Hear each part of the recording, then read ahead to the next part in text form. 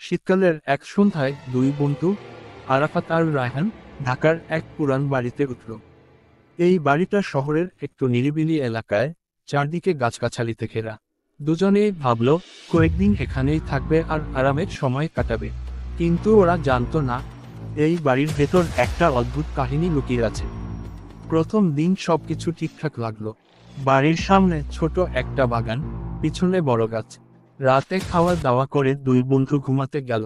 রাত ৩টার দিকে রায়হান টের পেল দরজার কাছে কেউ যেন হাঁটছে।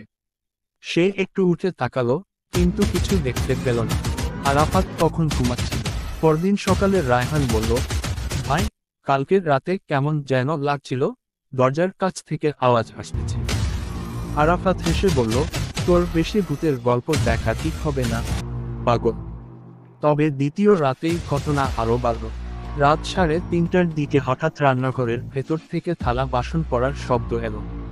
এবার দুইজনেই উঠে গেল। তারা লাইট জ্বালিয়ে রান্নাঘরে গিয়ে দেখে সবকিছু ঠিকঠাক আছে। রায়হান একটু কাপা গলায় বলল, ভাই, এগুলা ঠিক লাগতেছে না। আরাফাত বলল, ধুর, পুরান বাড়ি, নড়বড়ে টেবিল চেয়ার থেকে এমন হতেই পারে, ভয় পাবি না। তৃতীয় দিন দুপুরে এলাকায় এক বৃদ্ধার সঙ্গে দেখা হলো। তিনি বললেন, এই বাড়ি নাকি অনেক পুরান। আগে এখানে এক মহিলা থাকতো, তার ছেলে যুদ্ধে মারা গেছিল। এরপর ওই মহিলা নাকি পাগল হয়ে গেছিল। মাঝে মাঝে রাতের বেলা তার ছেলের নামে ডাকতে শোনা যেত। এটা শোনার পর রায়হান তো আরো ভয় পেয়ে গেল। কিন্তু আরাফাত বলল, এগুলা পুরান গল্প, কিছু না। তবে তৃতীয় রাতেই সবকিছু বদলে গেল। গভীর রাতে হঠাৎ আরাফাত টের পেল জানালার পাশে একটা ছায়া দাঁড়িয়ে আছে। সে দ্রুত লাইট জ্বালিয়ে দিল, কিন্তু কিছুই ছিল না।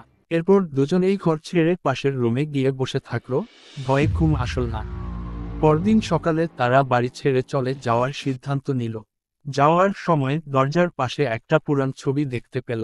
ছবিতে এক মহিলা দাঁড়িয়ে আছেন, আর পেছনে এই বাড়িটায় দেখা যাচ্ছে।